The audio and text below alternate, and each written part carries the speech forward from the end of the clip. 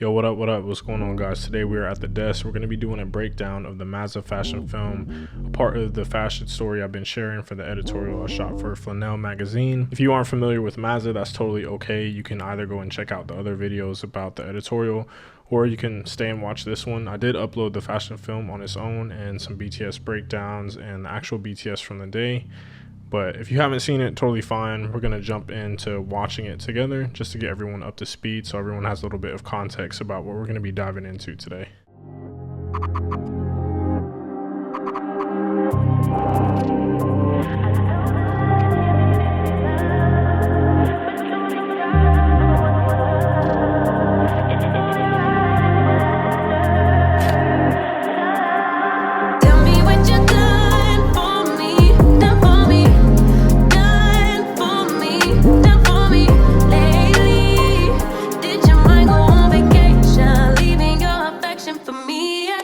Tell me what you done for me, done for me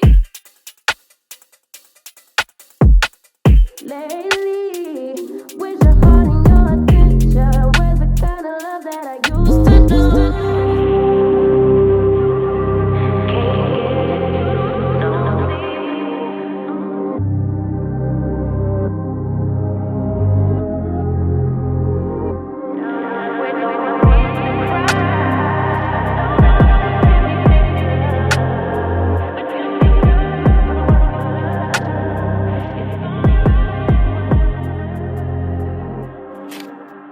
Alright, so now that we've taken a look at the fashion film together, let me just let you guys know exactly what it was shot with, because there's probably some people out there wondering. The fashion film was shot with the Fujifilm X-T3 using an 18-55 f2.8 to I think f4.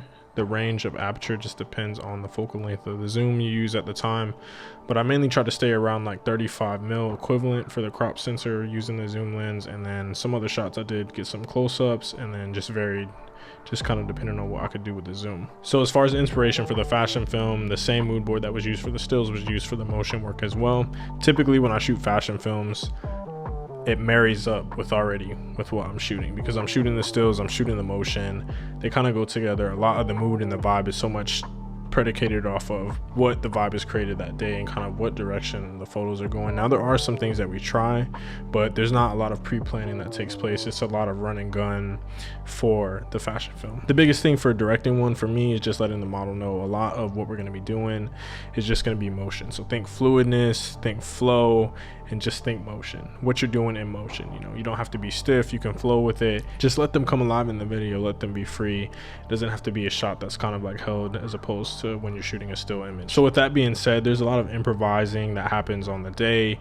Like I said, a lot of feeling out the vibe. What is the model giving you? What direction can you go? Yeah, there might be some shots and everything that you have set up, but in particular, I don't use a shot list when I shoot fashion films. I've used shot lists in the past for shooting with other projects, but for fashion films, not so much, because I feel like there's so much organicness that happens on the day. Now, it's something that you can get planned into, but for my style of filmmaking, run and gun, I don't use one. Maybe in the future, it could be something that I use. I mean, I've used them on other projects, but it kind of depends on where you see fit. Now, when I'm on location, there are shots that I start to think of as we're there. As you saw in the fashion film, there's like one clip at the end that was really long. That was something that I thought of like while I was there. Like I wanted to get a little bit of variation in terms of the clips that came prior to one that was like longer filming, just kind of like a playful hide and seek type thing, but we'll dive into that once we get into the timeline. With the run and gun type flow, since I am shooting both the still and the motion work, a lot of the compositions and things I do are ones that I already take with the still images. There's just movements added, whether that be with the camera or with the model. The variation kind of comes through there. But for me, one thing I always try to do is get a close shot, a medium shot, a wide shot. That way I have a little bit of variation, and I like to get those types of shots between every look that I shoot. That way when I go to edit, I have a lot to play around with. One issue you don't want to run into is not having enough footage. And another thing is, like, you're shooting a fashion film, right? So fashion, that's the key word. Make sure that you're getting film and stuff of the clothing and everything that's shooting. Make sure that the clothing looks good. So what exactly is a fashion film? A fashion film has no rules. A fashion film is just to help tell the story of what whatever fashion story that you're shooting. You know, it can be anything. When it comes to A and B roll, I want all of it to hit. You know, everything within the fashion film needs to make sense. There is no rules for how you want it to be. It can be very story driven. It can be very like nice shots. It could be the type of mood. It can be whatever you want it to be. I think as long as you're being creative, that's how you create a good fashion film. So when it comes to doing any video work, any filmmaking, any motion work, like music is the number one important thing for me. I like to think about music in terms of video as like I'm laying down clips over fire instrumentation the same way musicians lay down those bars or those fire beats. I like to think of it that way. You know, I've always had an interest in music, so using video as a way to kind of communicate that passion or communicate that expression through this type of art form is something that I like to do a lot. So when I listen to the music and stuff, I always have to listen to it on repeat. I always got to jam with it. I always got to vibe out with it. I listen to the tracks like I'm gonna drop a freestyle on it. Like if I can do a freestyle on the track that I'm gonna use for a fashion video, like it's gonna be a good day. So that's what I like to play around with and like have that type of fun, because if I feel like I can bring that sort of energy through that, then I can bring the energy and everything through the edit, and it's a lot of fun to do that. So just a lot of constant listening to the track. Finding the right track is the most important thing, and I feel like once you find that right track, you can get everything flowing. So with the concept MAZZA, as I mentioned previously in other videos, but if you haven't heard of it before and this is your first time kind of getting around to this fashion editorial, MAZZA is a word that essentially stems from the UK. It just means a madness. You know, people use it for like a slang. Like you could be like, I went to a party and it was a MAZZA, like it was a madness. It could be a good or a bad thing depending on the situation, but using the root of where the word came from, I wanted to follow that same type of vibe. So I wanted to go there with sound. So I'm a big fan of UK music. I'm a big fan of UK drill. So I wanted to step into that realm there and go with the UK drill beat. One thing about UK drill beats that make them really unique is the sound of the 808. The 808 slide and the hi-hats, and kind of like their dark vibe, their dark feel. And I really like that for the concept, because it's like MAZZA, madness. It's just a lot of things that are cohesive within one, and I felt like they were things that fit. So I found the music and everything off Epidemic Sound, and I really like to use them for this type of project, because you're able to get the stems, and when you're able to get the stems, you get the layers of the track. Because when you get the stems, you can compose the sound how you want it. You can really customize it and get super creative within that music and the sound process. That's why I love video work. That's why I love motion work. Like with filmmaking, one thing that you have as opposed to shooting stills is you have another sensory thing that you can interact with whoever's viewing, right? So normally you can see things visually, but now you're hearing things. So sound is a very big thing. The project is driven by sound, the progression, the movement. The sound drives so much, and it's so underrated, but a very big part of my process when it comes to fashion filmmaking. Okay, so now that we've seen the fashion film, we talked a little bit about what it's about. Let's jump into the timeline and take a look at what's going on. We talked about sound. Let's jump into that first, because with the fashion films and video, I feel like for me, sound really drives the project. There's a lot of layering going on.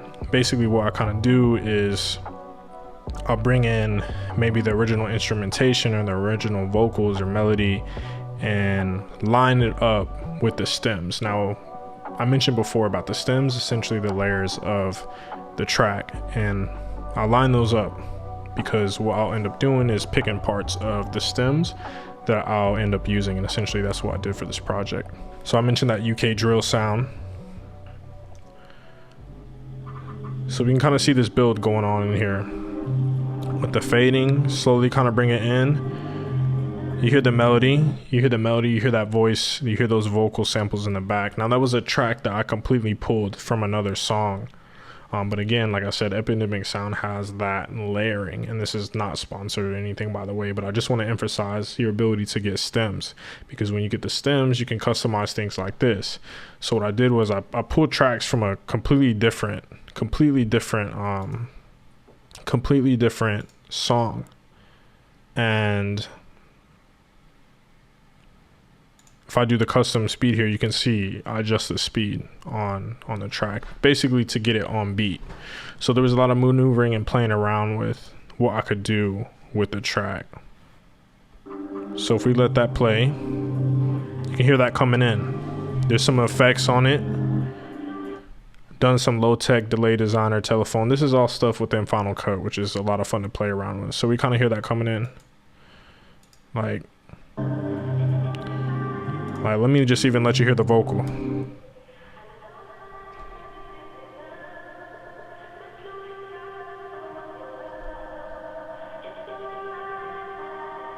See?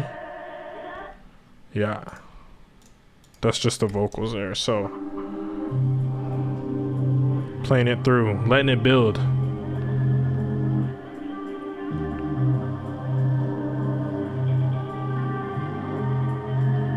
Those hi-hats are hitting.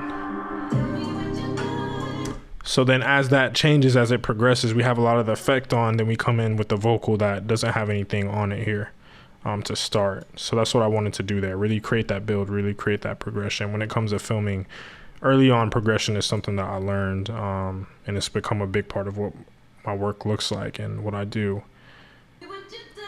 So we come to this section right here where there's no beat, basically. It's just the vocal. And then the vocals and everything that she's saying, I feel like it goes with the story. It goes with MAZZA, right? It's a madness. She's like saying, tell me what you've done for me, you know, and she really gets into that. So we go from that vocal, bring the drums back in. You can hear them hi-hats. And that part right there, like when she comes in with that lately, that's my favorite part. When she's like, lately, did your mind go on vacation, leaving your affection for me at home? So yeah, you hear those hi-hats come in, hear the lately, more effect over the vocal here again. Just using like an underwater sound with that to kind of distort it. You hear that? Yeah. Let that come in. And you kind of come in more with that bass. See, with the UK beats and everything, like the drill sound, that bass, that 808 slide, and the hi-hats, that's what makes it so unique. That's what makes the beat so fun, I think. So then we kind of let it progress. Then we bring the full beat back in, everything, all of the instrumentation back in it. Not using the stems, but we'll use the regular track so we don't have to piece it together. And then this part here where she's like, can't get no sleep, that's from another song from the same artist that I found. And then layered it with another vocal. Essentially, there's two things going on here. Basically kind of just have some harmonizing and things underneath. So then we come back to the regular beat. We have another vocal sample here. You can just hear a lot of that echo and everything. It's a lot of fun. So just a low tech delay designer, some telephone effects just right on that. So we kind of just have fun with it there.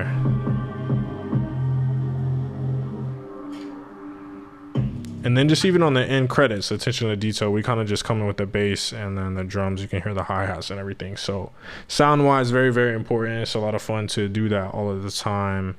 I try to put that attention to detail. You know, I like to think about these tracks like I'm about to lay a beat down. Like if I can freestyle on it, that's the energy that I want to like kind of come with when I'm doing these fashion films and everything. So sound, very big for me, important. You can kind of just see a little bit of what's going on there with what's going on with the fashion film and letting the sound drive everything.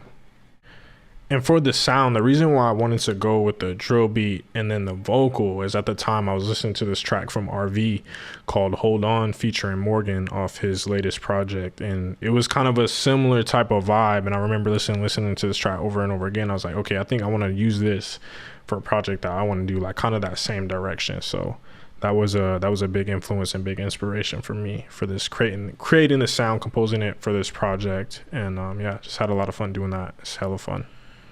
So along with having the sounds, like the instrumentation, we have like the sound design. So we kind of come in here with the titles and everything. There's kind of some clicks and everything that's going on here that we hear with the titles. Use things like a click there, kind of this whip with the camera. There's like a windstorm sound from Epidemic Sound. There's like a lot of little assets you can use for sound design. So wind sound, another click for, there's a click for when Bree's name comes up. little things like that there. Kind of done that same process with the ending. And for this flash here asset that I have on my own, just a little click to help with the flash, just kind of emphasize what's going on. And the same thing here, kind of come in with the flash, clicking and everything, just with that element there. So little things to add. I try not to do too much, just have a little bit of fun with it for sure. And then right at the end, I think it's an important one, because you can kind of hear it, you hear the click, you hear the camera lock off, and then just end credits. So sound design, whole bunch of fun. Okay, so as far as color grade and like how the project looks, I'm gonna start with the 4x3 kind of asset that I have. Now it normally doesn't look like this. With the 4x3, normally it's more squared, like how it is in the asset, but I just adjusted it to scale it just to have the bars on the side. And essentially what I did was I brought another project in that had the 4x3, and I basically just did a mirror of how that looked. Really been in love with the 4x3 look. Maybe that has a lot to do with watching WandaVision and just being inspired by that, so shout out to Marvel. But really just love the look. 4x3 just kind of changes things up than typically seeing things on your wide there. So it's been a lot of fun to play with that. One cool thing about using the 4x3 is I'm not gonna do it here, but let me just adjust this clip. I'll do it on this clip here. If you need to kind of like slide anything over as far as like a recomposition, you have that ability to do that too. So another cheat way if you ever using 4x3. And this clip here is just essentially a diffusion clip using a luma keyer and a Gaussian blur. Maybe in the future I'll cover how I use this a little bit more in depth, but just to give you a little bit of a feel, increasing kind of this Gaussian blur will give me this more of this kind of blurred look, one that you would typically get from using like a Pro Mist filter, just to kind of soften things up. But yeah, just real quickly, like that's the effect there. You won't be able to really see it too much from at the level that it's at, but it's just enough to kind of smooth the skin and just make things a little bit smooth. So looking at the same clip, I usually do a 2-step color grade. I'll go ahead and disable this stuff here. And as far as shooting with the Fuji, I'm shooting in just the camera profile Eterna, and I find that the flatness of the profile is already like pretty nice, and I like Fuji colors a lot. So I usually just come in, do that first step, that color correction there, just kind of like brighten it up to give you an idea of what that looks like, the saturation here and the exposure, so you can see with the levels and stuff that I'm playing around with. So that's how I do that there. And then after that point, then I come in with the look. I use Magic Bullet film. This is something I've been using for some years now, but I feel like last year was the first time I really dived into doing it like quite a bit. So let me go ahead and turn that off real quick. So after doing that grade with the correction, I'll use a bit of curve there so you can kind of see how that pops. Just a bit there. It's just enough to give it that pop. And then you bring in the Magic Bullet film, and then you basically have your look. So there's a lot of different tools in here that I really like a lot. And one big thing that I like is I'm able to basically get the look of whatever negative film stock. There's plenty of options in here, but this Vision 2 for 500T is one that I like using a lot. And then I like to really grain it up. You won't really be able to see it a bunch like on YouTube, but that's one thing I like to do, and add a little bit of vignette and then balance the strength of how much of it I'm using, because sometimes you can get a little bit overboard when it comes to using things that are like a look or a LUT essentially. And I like to have that nice balance of grade. And one thing that I like to do is use my photos as a basis for where my grade should be, and kind of like tailor and everything off that. But using the Turner profile gets me at a good start, and then it's just like kind of a little bit of finessing and everything there with your tint or your temperatures and things like that. But what I like to do is just get the temperature right in camera. So that's that clip there. I'll just do a quick look at this clip because the colors as far as the palette is different, but I'll just kind of go in here and show you what this looks like. So again, Eterna, do a little bit of correction. I think even just with the correction already looks pretty good. And then you just come in and just add this look like kind of like I was talking about. So it's a lot of fun. So grading those two clips were pretty simple. When it came to this particular look, this green look, I don't know exactly what was going on, but there was definitely something going on, and I had to play around with this one a little bit more because the greens and everything were just not, they were not coming out like how they should be looking. So let me just show you here. So this is how this is looking. The green looks a little bit more teal. So what I had to do is come in with the hue satch curve to just change the green. You can kind of see here with the hue versus hue how that was changed. And then I had to come in with the color wheel a bit, just adjusting the tint, just to kind of balance it out, and then jump in with the color board, just doing a little bit of correction, the saturation and exposure. Typically for saturation, I like to keep the same thing, but obviously whatever apertures you're filming at and how much light you're letting in on that sensor is really going to affect sometimes like how saturated the image can be, or if you're using direct light, whatever backlight, whatever type of lighting you're using. But I typically like to keep the saturation level across the board in terms of how much percentage I'm increasing or decreasing there. So kind of just a quick grade coverage. And then I come in with the look again with the curves and then the magic bullet. Maybe in the future I can dive a little bit more deep into this, but I find this really gets me already close to where I need to be.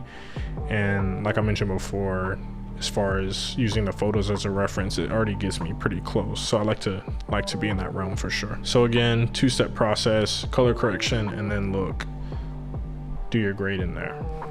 As far as lighting on the day, as you can see from this clip, we're using some direct lighting. One thing I like to do a lot is shoot from the shadow side. Just creates a lot more depth within my shots. And then for fashion, harsh light is really fun to play with quite a bit. So we can kind of see here, shooting from the shadow side, we kind of get this kind of triangle going on the other side of her face there, just right above her cheek. And as you can see, it's very, very harsh light. That's why another reason I like using the diffusion too. With it. But a clip like this is like really, really cool, I think, for fashion. So using a bit of that direct light, some harsh light. This is one of my favorite clips from the film as well. We got like a beauty shot going on, a lot of soft light in the shadows and everything like that. So kind of highlighting a lot of the makeup and just like the hair look, and really diving deep into Bree's eyes with this clip here. And the same here, shadow there. And then if you notice with the photos, a lot of this stuff mimics the same thing. You know, I talked about creating that creating that marriage between the photos and the video is something I like doing a lot. And then with this red one, I think we're able to get it like pretty dynamic, using a lot of backlight here, side light. This is really fun clip for me. I really like that. Soft here, just kind of creating some more depth with everything with the light. You kind of see this falling onto her shoulder here and then onto the side of her face. Is really, really cool. So it's a lot of fun to really dive into that. And then this is backlit. You can see a little bit of the hairline just on her head here. And yeah, backlit, we're going with it there. Another thing to mention with the run and gun film style, because I had PAs there that were helping me film some BTS, this was actually a clip that Hoa filmed, this whole kind of segment here, which was like really cool. And I really, really enjoyed this one a lot. And I think Russell filmed, there was a clip here, like maybe at one of the end of the BTS clips, it was this one. So just those 2 clips, very, very important. But yeah, they were able to kind of do some camera op work for me, and I just ended up throwing it in, so it kind of worked out. Okay, so now what I want to do is take a look at the exported project, kind of talk through a little bit of what's going on like as it's playing. And I'll mute it here for a little bit, but we kind of see it come in here with the text, introduce the title of the project. Like I say, we kind of have that whip pan coming down to get into our first shot, establish the scene. And then we see basically our character, quote unquote, appeal for our story. And one thing you can see between these clips is just the match that's going on. There's a lot of the same movements that's coming from Bree, and that's something that I intentionally try to do when I edit, is kind of create this match going on, create the same camera movement. We're moving back, she's walking towards us, kind of the same vibe even here. And then use that flash to kind of help transition the clips there. And then I'm gonna cut the sound back on for this because this part is like pretty important. Let me start it from the top then. So we come in MAZZA, we see what that's about. Hear that beat slowly kind of building up.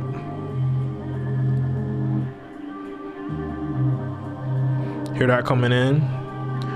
Kind of go with that match that I was talking about. Boom, and then you hear that beat drop, you hear that vocal come in fully now. And it's like, okay, like what's gonna happen, right?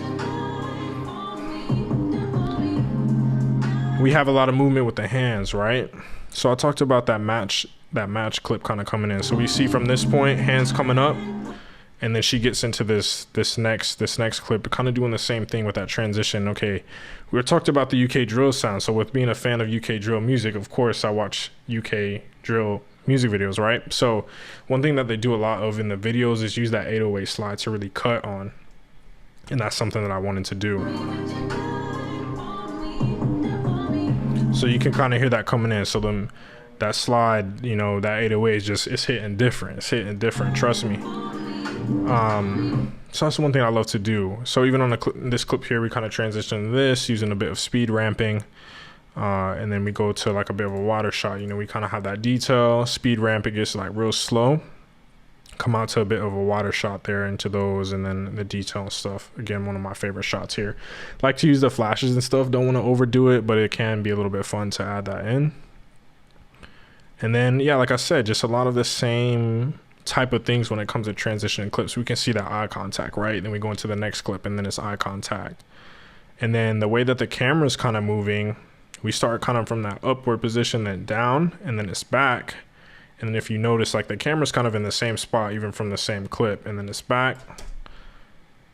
And then kind of slowly basically pushing in. And sometimes I use keyframes to do that push in or pull out. Wide shots here. These are courtesy of Hoa.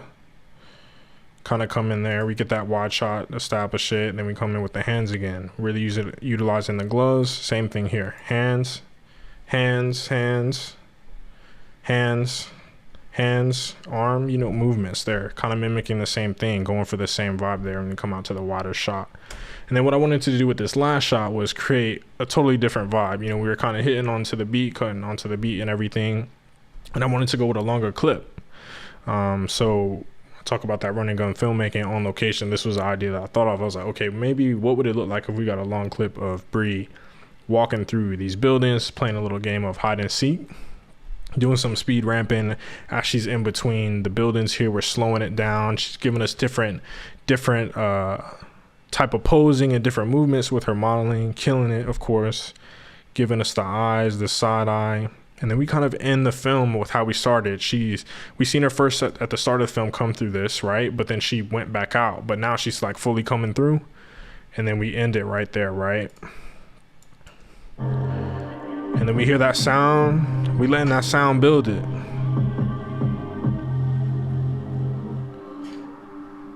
And then the credits. Now, it's kind of like attention to detail, but if you catch it on the lyrics, the last kind of lyric is saying that's what she deserves. So like when somebody's saying like, I deserve this, that can almost basically be like an end of a sentence, like you deserve something, right? So I like to kind of end it on that note. I like to use a play onto the words, the beat, and just bring everything in. Like, she said, it's only right, that's what she deserves. Said, it's only right, that's what she deserves.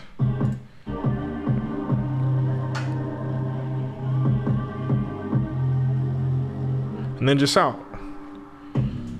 So it's a lot of fun to basically kind of go through. It's nothing like too crazy, but this is a lot of the motions and everything like on the day pretty much, and then just kind of going through. It's fun to create, and then, you know, when you have people that can move on camera, it's even better time. So that's the breakdown for the fashion film. A ton of fun to shoot for MAZZA. So many different things I think helped make it cohesive, from just the initial direction to using the different sounds that we did to the person we shot with, the styling, everything. Big fun. Like if you haven't seen the BTS for the actual shoot, go and check that out. And then just like the breakdown for the editorial. And then if you want to rewatch the fashion film without jumping into this full video, you can check that out too, because I uploaded that as well. And yeah, thank you guys so much for watching. And if you're new around here, consider subscribing. I do plenty of content and things like this. Gonna be more of this stuff to come. I've been shooting a lot. I mentioned that in the previous videos, but like I said, just to reiterate, if you've been seeing anything I've been doing on Instagram, I've been posting a lot of these shoots that I've been doing. So there's a lot of video aspect and stuff around this. Love me some fashion work, love me some motion work. Looking forward to sharing more of my filmmaking and just video process on the channel. But thank you guys so much for watching again. Consider subscribing if you're new around here, and I'll see you guys in the next one. Holla.